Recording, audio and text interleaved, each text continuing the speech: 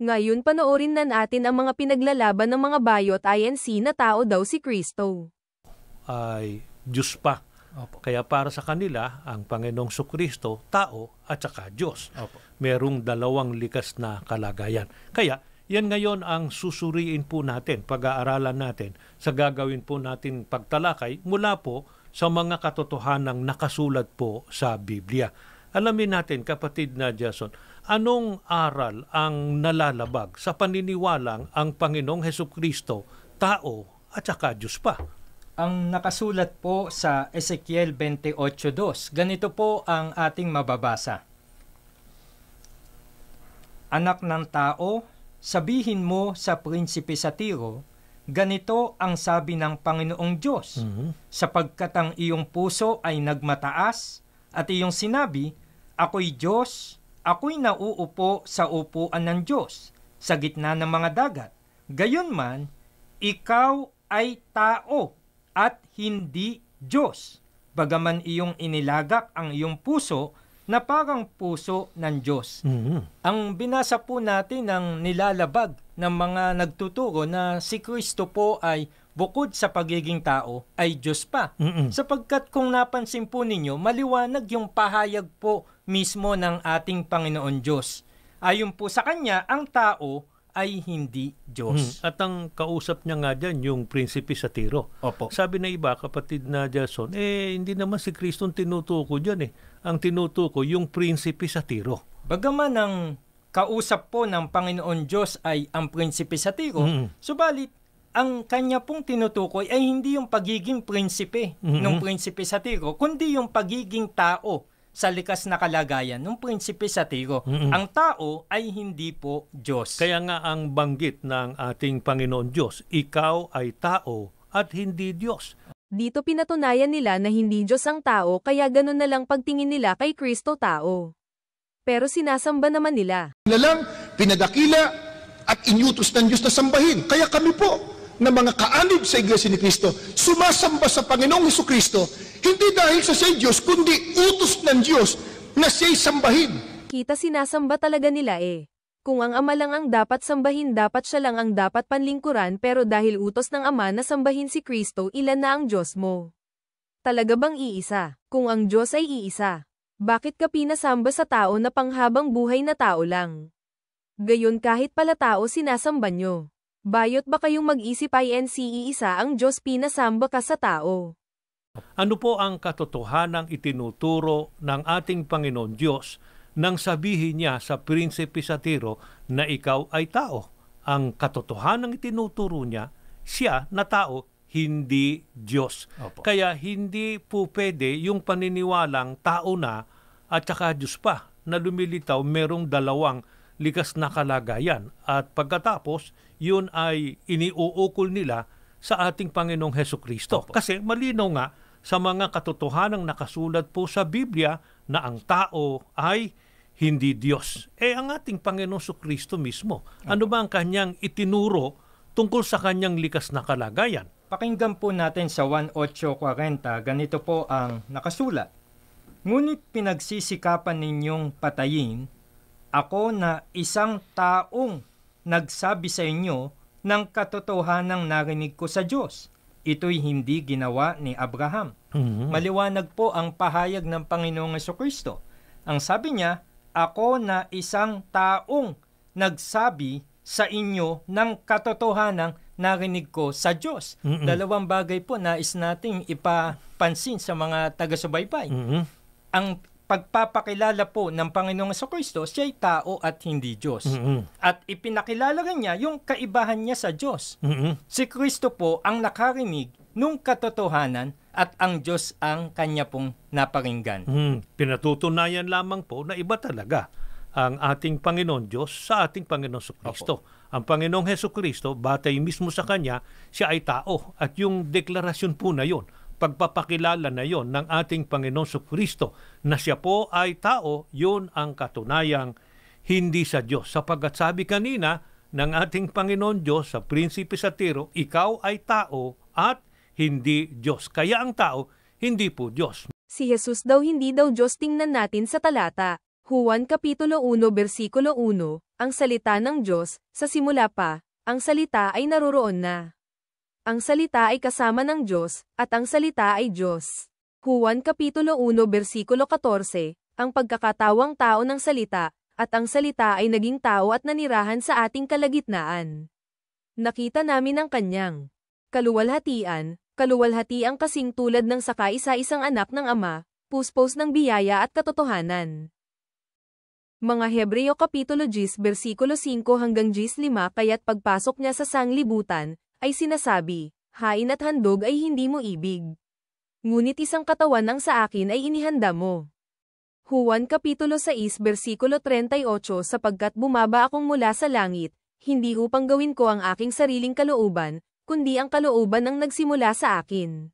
Kita yung nagkatawang taong salita si Kristo yun at yung bumaba si Kristo din yun, di ba mababasa ang salita ay nagkatawan ng tao at ang salita ay Diyos. Mali pong paniniwala na ang ating Panginoong Kristo tao na at saka Diyos pa. Opo. Suriin natin yung sinasabi nila. Kaya daw sila naniniwala na ang ating Panginoong Kristo ay Diyos sapagkat siya ay mula sa langit. Mapanghahawakan na ba na dahil sa ang Panginoong Kristo mula sa langit, Diyos na siya sa likas na kalagayan? Pakinggan po natin ang nakasulat po sa unang Korinto sa 15 at ang talata po ay 47. Ganito po ang ating mababasa. Ang unang tao ay mula sa lupa. Ang ikalawang tao ay buhat sa langit. Sa talatang binasa natin, ang binabanggit na unang tao ay tumutukoy po kay Adan. At kung napansin ninyo, may binanggit na ikalawang tao na buhat sa langit na ito po ay tumutukoy sa ating Panginoong Jesucristo. Kung siya po ay Diyos, di sana ang banggit po ay ang ikalawa ay Diyos na buhat sa langit. Kaya malinaw na hindi dahil sa ang Panginoong Jesucristo ay mula sa langit, Diyos na siya, di ba? Sapagkat malinaw ang sabi ng Biblia na siyan dapat nating tanggapin, di ba? Ang ikalawang tao po ang binabanggit mula niya sa langit. Kaya ang ating Panginoong Jesucristo sa kanyang likas na kalagayan, tao po at hindi siya Diyos. Pero bakit kaya binanggit na ang ikalawang tao ay mula sa langit? Pakinggan po natin sa 1:8 at ang talata ay 42. Ganito po ang paliwanag sa atin ng Biblia. Sinabi sa kanila ni Jesus, kung ang Diyos ang inyong Ama, ay inyong iibigin ako, sapagkat ako'y nagmula at nanggaling sa Diyos, sapagkat hindi ako naparito sa aking sarili, kundi sinugo niya ako. Maliwanag po kung bakit may binabanggit na ang Panginoong Jesucristo ay buhat o galing sa langit. Sapagkat siya na rin po ang may sabi. Ang sabi niya, ako'y nagmula at nanggaling sa Diyos. Na ang kahulugan po nun, ang sabi ng Panginoong Jesucristo, sinugo niya ako.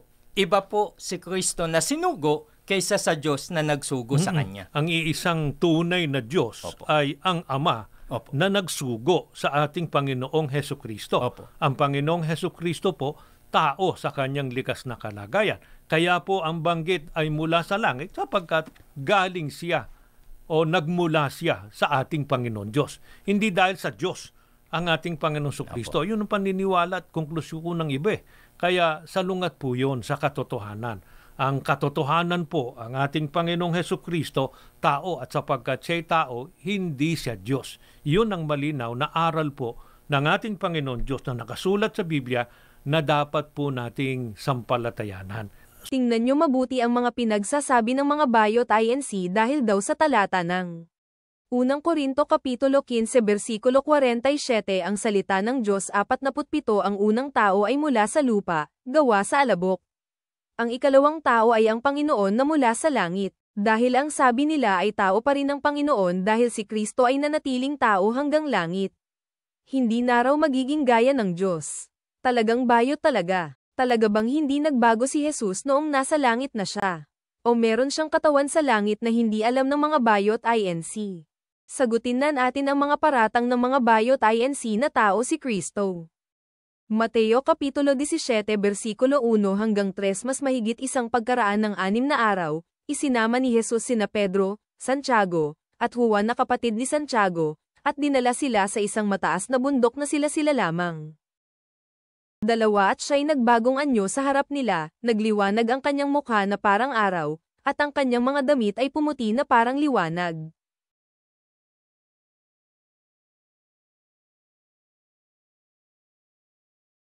Tatlo at narito, napakita sa kanila si Moises at si Elias, na nakikipag-usap sa kanya.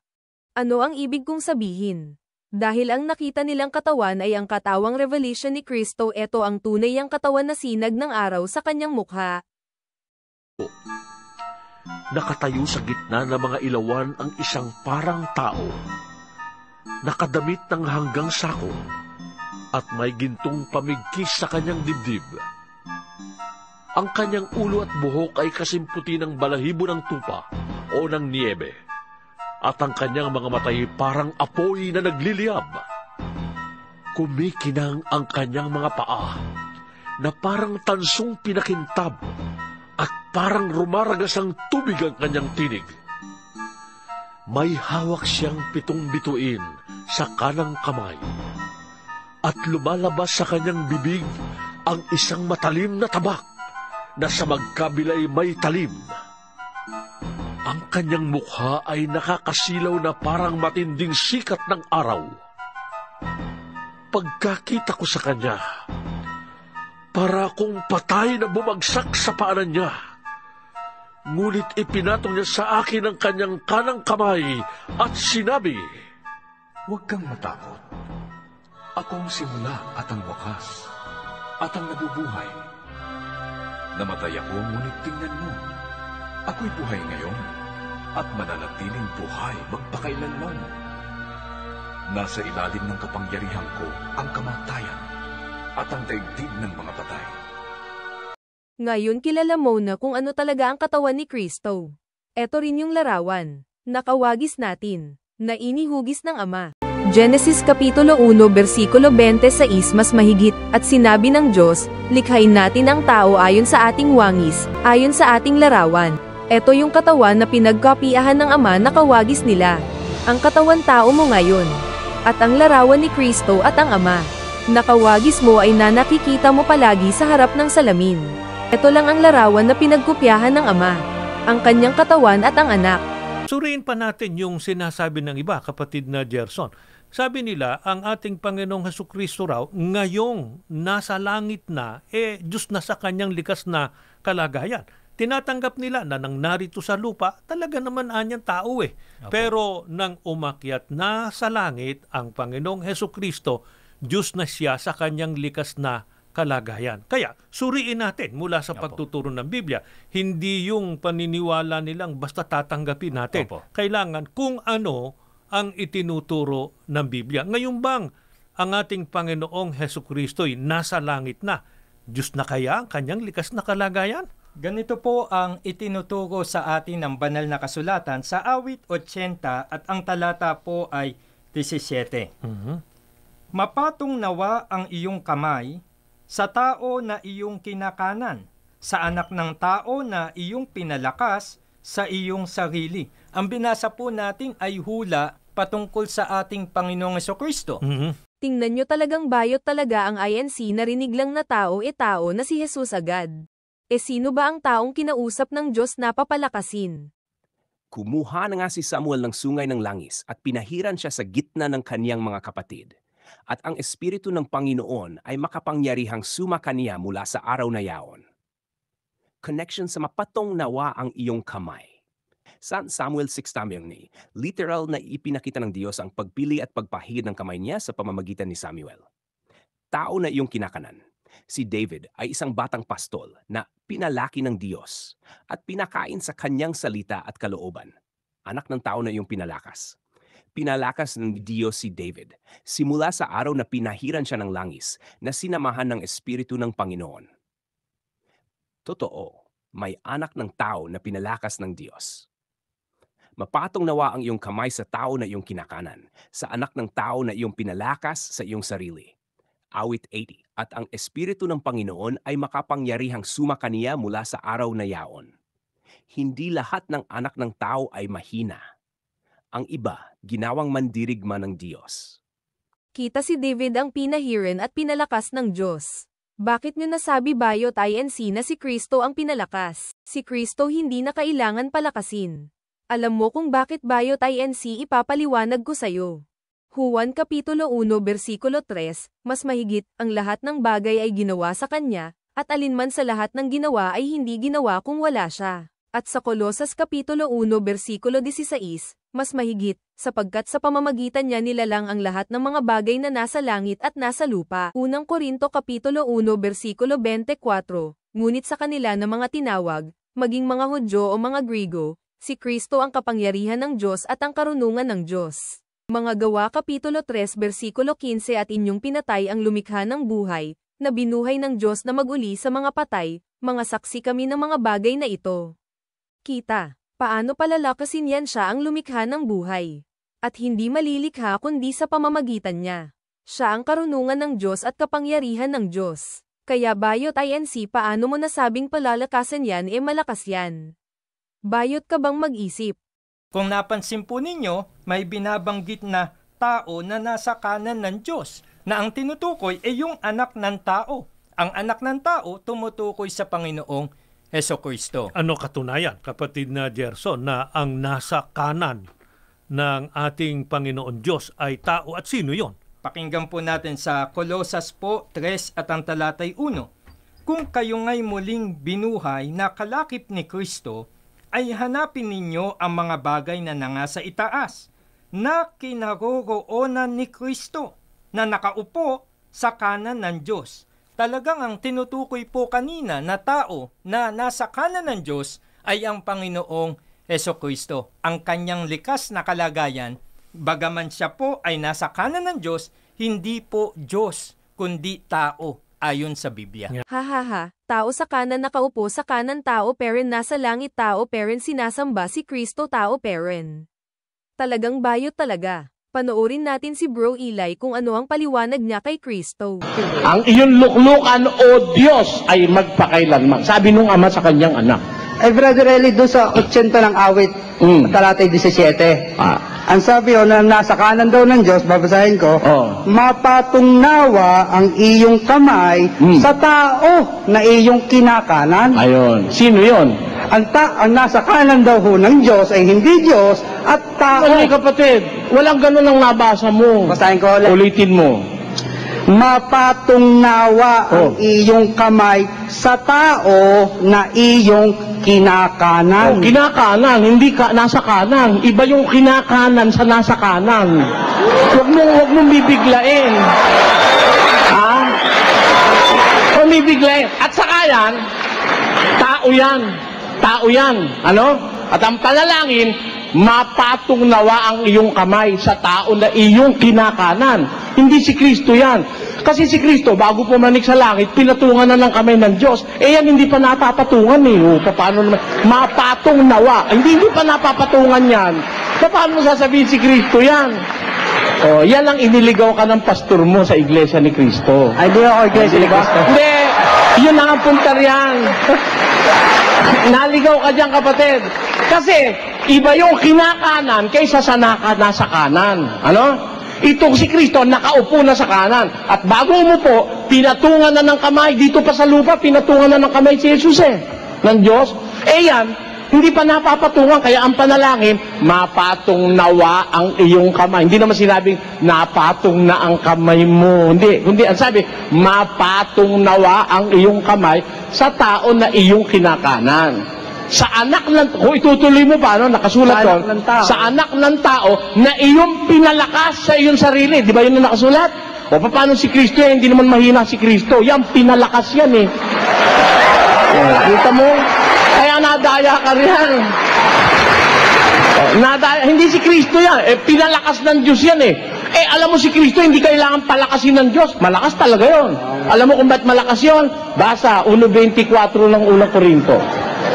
Ngunit sa kanila na mga tinawag, maging mga Hudyo at mga Griego, si Kristo ang kapangyarihan ng Diyos at ang karunungan ng Diyos. Si Kristo ang kapangyarihan ng Diyos.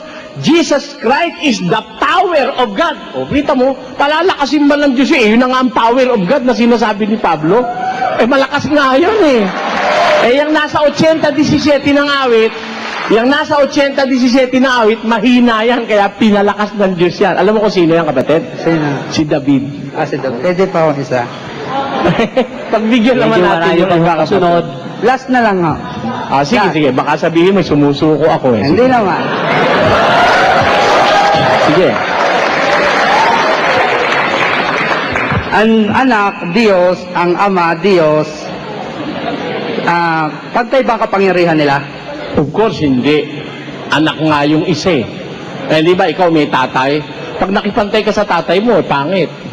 Di ba? 14:28, basa. Sapagkat ang Ama ay lalong dakila kaysa akin. Oh, the Father is greater than me, sabi niya. Hindi ba lumalabas na ibig sabihin na hindi talaga siya ang Diyos? At mo, para maintindihan mo, bibigyan kita ng halimbawa, kapatid, ano? Bigyan kita ng halimbawa, makinig ka. Si Presidente Estrada, di ba? Di ba? Si Vice Presidente Arroyo. Tama? Pareho bang presidente o hindi? Pareho yung busy lang yung isa. Pero hindi ibig sabihin hindi presidente si Vice Arroyo. Kasi pagkamatay ni Estrada, susunod agad si Arroyo eh. Di ba? Next in rank yun eh. Kaya sa Pilipinas, 2 presidente. Ganon din sa langit, 2 presidente. Busy lang yung isa. Salamat. Salamat. Yan ang maliwanag po na itinuturo ng banal na kasulatan. Sa ginagawa po nating pagsusuri, pinatutunayan lamang po ng ating Panginoon Sukristo, totoong mula siya sa langit, sapagkat nagmulat ng galing siya sa ating Panginoon Diyos. Pero hindi yung ibig sabihin, Diyos na rin siya sa kanyang likas na kalagayan. Hindi po. Itinuro po ng ating Panginoon Sukristo na siya ay tao at ang pagiging tao po ng ating Panginoong Hesukristo ang siyang matibay na katunayan na hindi sa Diyos. At kahit na po ngayong nasa langit na siya, na nakaupo sa kanan ng Diyos, tao pa rin po sa kanyang likas na kalagayan. Baka naman sa pagbabalik niya, Diyos na ang ating Panginoong Sukristo, kapatid na Jason. Pakinggan po natin ang pahayag po ng Biblia sa Gawa 17 at ang talata po ay 31.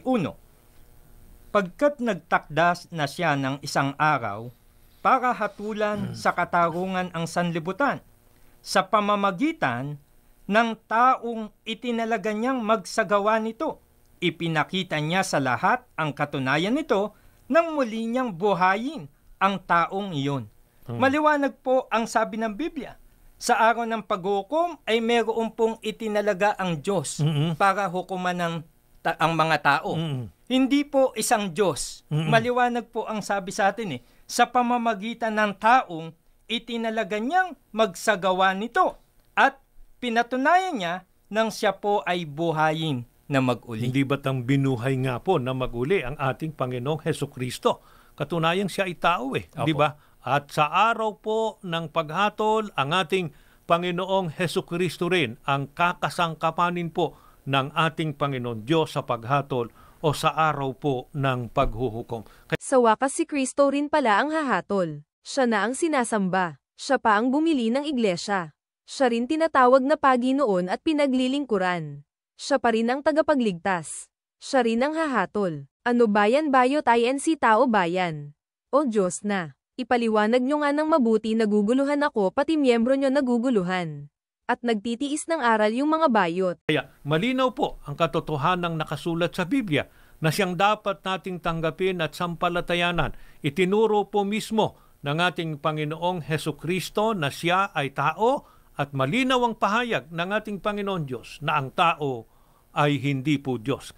Kaya mali po ang paniniwalang dalawa ang likas na kalagayan ng ating Panginoong Hesukristo. Ngayon, puntahan natin ang ukol sa pagkakilala sa tunay na Diyos. Ano ba ang wastong pagkakilala sa Panginoon Diyos? Suriin natin, kapatid na Gerson, mula sa mga katotohanang nakasulat sa Biblia. Pakinggan po natin sa 1:17, 1 at 3. Ang mga bagay na ito ay sinalita ni Jesus. At sa pagtingala ng kanyang mga mata sa langit, ay sinabi niya, Ama, dumating na ang oras. Luwalhatiin mo ang iyong anak upang ikaw ay luwalhatiin ng anak. At ito ang buhay na walang hanggan, na ikaw ay makilala nila na iisang Diyos na tunay at siyang iyong sinugo sa makatwid bagay si Jesucristo. Ang mga talatang ito po ang nagpapatunay na hindi po nagpakilala si Kristo na Diyos. Subalit siya po ang nagpakilala sa iisang tunay na Diyos na walang iba kundi ang Ama. Sana ito ang tanggapin at sampalatayanan ng lahat ng ating mga taga-subaybay. Wait lang, bumalik muna tayo sa nakaraan. Nilalang, pinadakila, at inyutos ng Diyos na sambahin. Kaya kami po, na mga kaanib sa Iglesia ni Cristo, sumasamba sa Panginoong Hesukristo, hindi dahil sa siya'y Diyos, kundi utos ng Diyos na siya'y sambahin. Di ba sinabi nyo pinag-utos ng Diyos na sambahin si Kristo at tawagin Panginoon? Paano mo sinabi na hindi nagpakilala na Diyos si Kristo pero pinakilala naman na Ama na dapat siyang sambahin?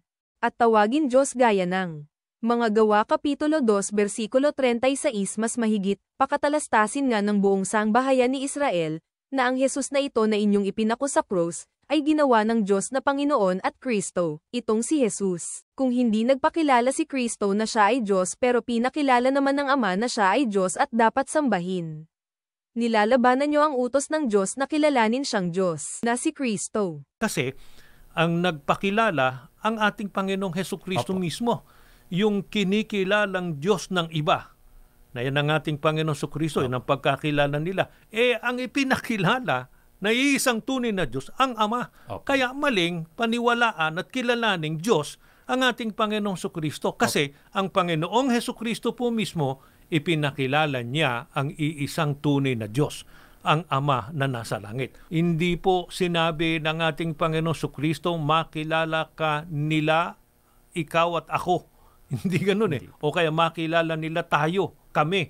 Hindi kundi talagang pang-isahan lang ang tinukoy ng ating Panginoon Hesukristo. Makilala kanila na ikaw ang iisang tunay na Diyos, na ang itinurot ipinakilala niya ang Ama po na nasa langit. Wait lang, si Kristo hindi nagpakilalang Diyos, diba? Pero ipinakilala naman ng Ama na si Kristo ang Diyos. Babasahin ko ulit ang verse. Gawa Kapitulo 2 versikulo 36, kaya tiyakin ng buong sambahayan ni Israel na ginawa ng Diyos na Panginoon at Mesiyas si Jesus na ito na iyong ipinako sa krus. Sino ang gumawa? Diyos Ama. Sino ang ginawang Panginoon at Kristo? Si Jesus na ipinako sa krus. Paanong gagawing Panginoon at Kristo ang isang tao kung hindi siya Diyos sa likas na kalikasan? Ang logic nito, Kristo katumbas ginawang Panginoon at Kristo ng Diyos Ama, Kristo katumbas ipinako sa krus, katumbas tao ang anyo. Pero ang Diyos mismo ang nagbigay ng kaluwalhatian sa kanya, kaya walang pwedeng magduda na siya ay itinaas para sambahin. So dalawa na ang Diyos nyo. Isang tao sa langit, at isang Diyos sa langit. Mga apostol kaya, ilan din at sino ang kanilang ipinakilalang tunay na Diyos? Ganito naman po ang pahayag po sa atin sa unang Korinto 8 at ang talata ay 6. Ngunit sa ganang atin ay may isang Diyos lamang, ang Ama, na buhat sa Kanya ang lahat ng mga bagay at tayo'y sa Kanya. At isa lamang Panginoon, si Jesucristo, na sa pamamagitan niya ang lahat ng mga bagay at tayo'y sa pamamagitan niya. Palibasa ay natuto po sa ating Panginoong Jesucristo ang mga apostol ang itinurong Diyos na dapat kilalanin walang iba kundi ang Ama rin.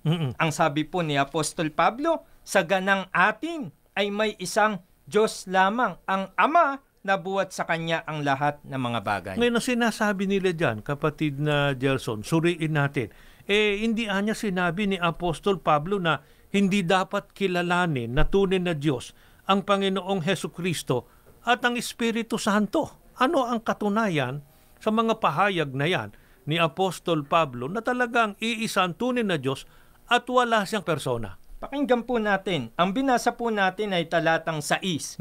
Ibababa lang po natin sa talatang 4. Ganito po ang pahayag ni Apostol Pablo.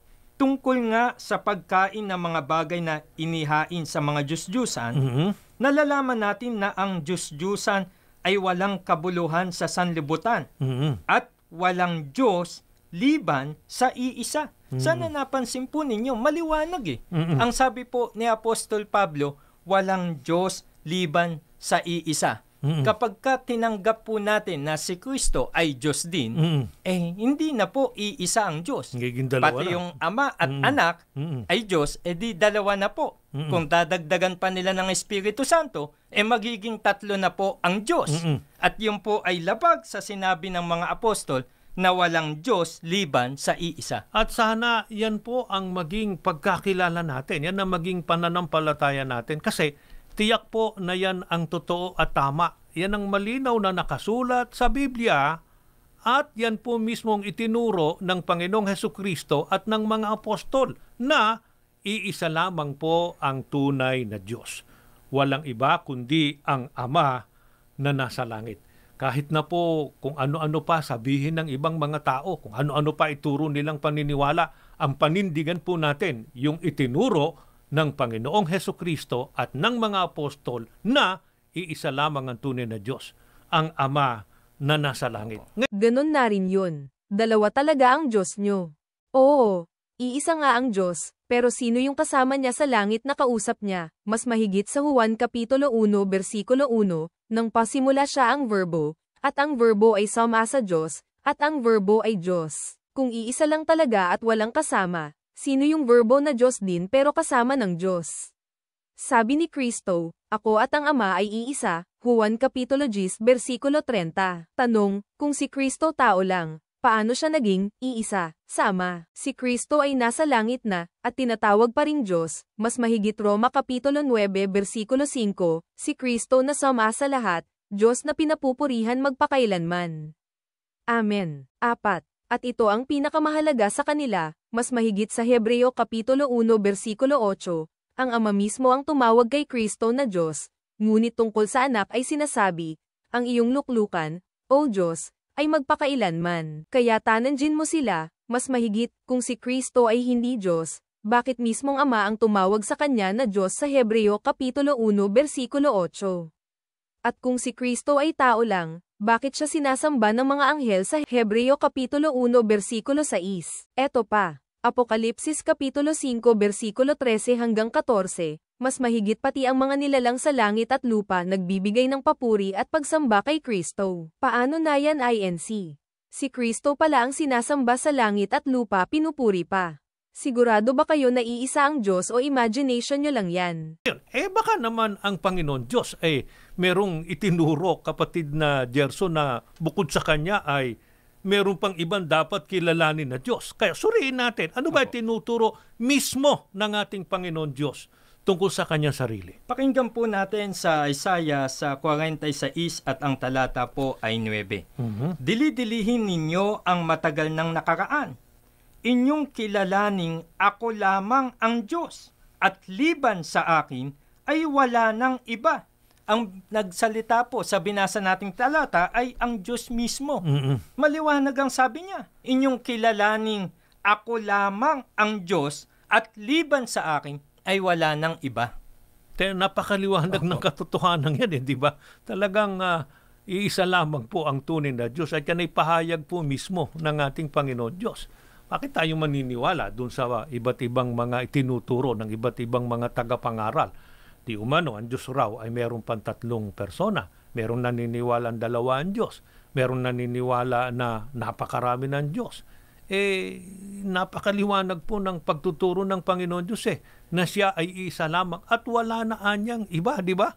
Siya mismo ang nagturo na dapat ang kilalanin nating isang tunay na Diyos, ang Ama na nasa langit. Maging ang mga propeta, kapatid na Gerson, ano ang kanilang pagtuturo tungkol sa tunay na Diyos? Pakinggan po natin sa Malakyas sa 2 at ang talata ay 10. Hindi ba iisa ang ating Ama at ito'y ang iisang Diyos na lumalang sa atin?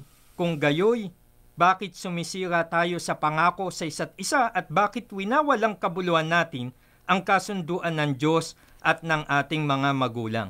Sana po napansin ninyo, hindi po aral na inimbento natin yung pagtuturo na ang Ama lamang ang iisang Diyos. Ito po ay matagal ng aral sa Biblia. Panahon pa po ng mga propeta. Ang sabi ni Propeta Malakyas, hindi ba iisa ang ating Ama at ito'y ang iisang Diyos na lumalang sa atin. Kaya sa lahat po ng panahon, sa lahat ng dako, namamalagi po ang katotohanan. Iisa po ang tunay na Diyos, ang Ama na nasa langit. Ngayon, ang sinasabi ng iba, totoo na ang Ama lang, ang Diyos, bago dumating ang panahong Kristiyano, sapagkat hindi pa ipinakikilalang Diyos ang anak noon. Kaya para sa kanila, nang wala pa ang Kristo, isa talaga ang Diyos. Pero nang dumating na ang Panginoon Kristo, nadagdagan na ang Diyos. Tama kaya ang paniniwalang yon? Pakinggan po ninyo sa Isaias po 43 at ang talatay 10. Ganito po ang ating pong mababasa. Israel, ikaw ang saksi ko, hinirang kita upang maging lingkod ko, upang makilala mo ako at manalig ka sa akin. Walang ibang Diyos na una sa akin, ni meron pa mang iba na darating. Maliwanag po ang pahayag mismo ng Panginoon Diyos. Kung paanong walang Diyos na una sa Kanya, tiniyak din po niya wala ng iba pang darating na Diyos pa.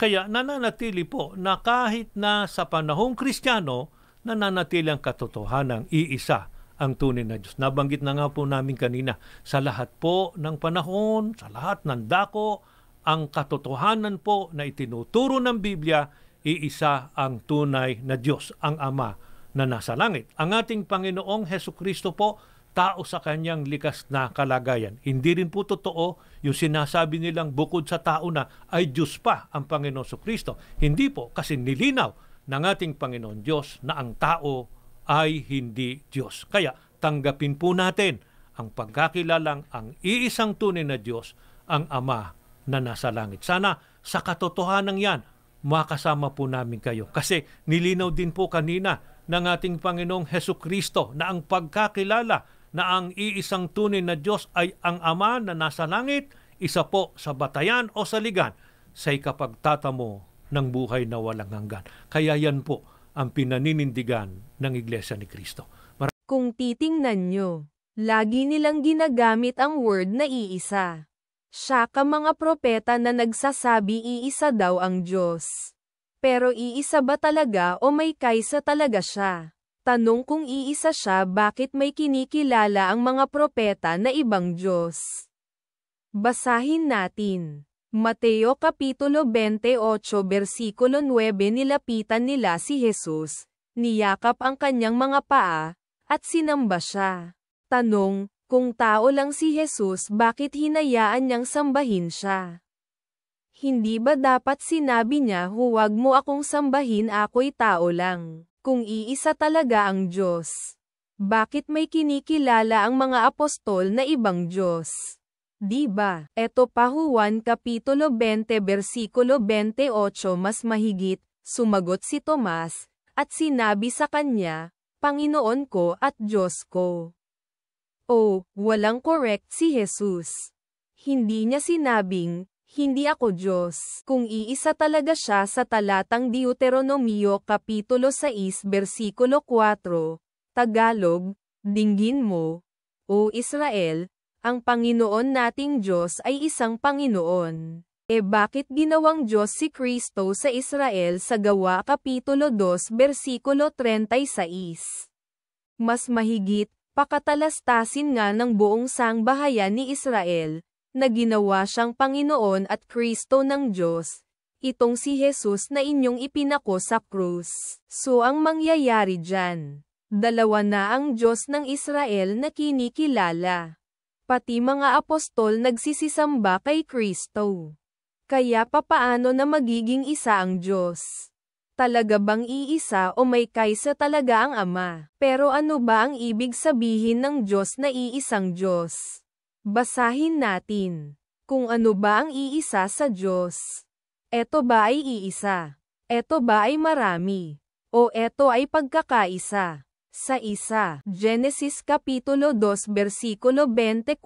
Mas mahigit, kaya't iiwan ng lalaki ang kanyang ama at ina, at makisama sa kanyang asawa, at sila'y magiging isang laman. Unang Korinto Kapitulo 12 versikulo 12. Mas mahigit, sapagkat kung paanong ang katawan ay iisa, at may maraming sangkap, at ang lahat ng sangkap ng katawan, bagaman marami, ay iisang katawan, gayon din naman si Kristo. Unang Korinto Kapitulo 6 versikulo 16, mas mahigit, o hindi ba ninyo nalalaman ang nakikipag-isa sa isang masamang babae ay nagiging katawan lamang sa kanya? Sapagkat sinasabi ng kasulatan, ang dalawa ay magiging isang laman. Efeso Kapitulo 4 versikulo 4 hanggang 6 mas mahigit, may isang katawan, at isang espiritu. Isang Panginoon, isang pananampalataya, isang bautismo, isang Diyos at Ama ng lahat. Unang Korinto Kapitulo 11 versikulo 3 mas mahigit, datapwat ibig ko na inyong maalaman, na ang ulo ng bawat lalaki ay si Kristo, at ang ulo ng babae ay ang lalaki, at ang ulo ni Kristo ay ang Diyos. Ngayon alam mo na ano ang ibig sabihin ng iisa sa Diyos. Ang bilang ng marami sa Diyos ay iisa. Mga pinagkaisa. Kaya nga sabi ni Kristo sa Juan Kapitulo 10 versikulo 30 mas mahigit, ako at ang Ama ay iisa. Ngayon alam mo na kaya iisa ang tawag sa Ama dahil may kaysa siya. Walang iba kundi si Kristo na kaysa ng Ama sa pagka-Diyos. May iiwan lang akong talata sa'yo. Filipos Kapitulo 2 versikulo 6 hanggang 7, Tagalog, MBB. Mas mahigit 6 na siya, bagamat nasa anyo ng Diyos, ay hindi niya inaring isang bagay na dapat panangnan ang pagiging kapantay ng Diyos. 7 kundi bagkus hinubad niya ito, at nag-anyong alipin, na nakitulad sa mga tao. Kita mo, hinubad niya ang pagka-Diyos niya. At nag-anyong alipin na nakitulad sa mga tao. At pinatay niyo pa ang lumikha ng buhay. Eto babasahin ko. Mga Gawa Kapitulo 3 versikulo 15 inyong pinatay ang lumikha ng buhay, na binuhay ng Diyos na mag-uli sa mga patay, mga saksi kami ng mga bagay na ito. E sino yung pinatay na lumikha ng buhay? Eto basahin natin. Roma Kapitulo 14 versikulo 9 mas mahigit, sapagkat dahil dito ay namatay si Kristo, at muling nabuhay, upang siya'y maging Panginoon ng mga patay at ng mga buhay. Malinaw, namatay si Kristo, muling nabuhay, at ngayon siya'y Panginoon ng lahat. Kaya papaano na INC? Kaya ang masasabi kon alang, palem na sa inyong mga bayot, palem na sa inyong mga INC. Maraming salamat po sa inyong pakikinig at pagsubaybay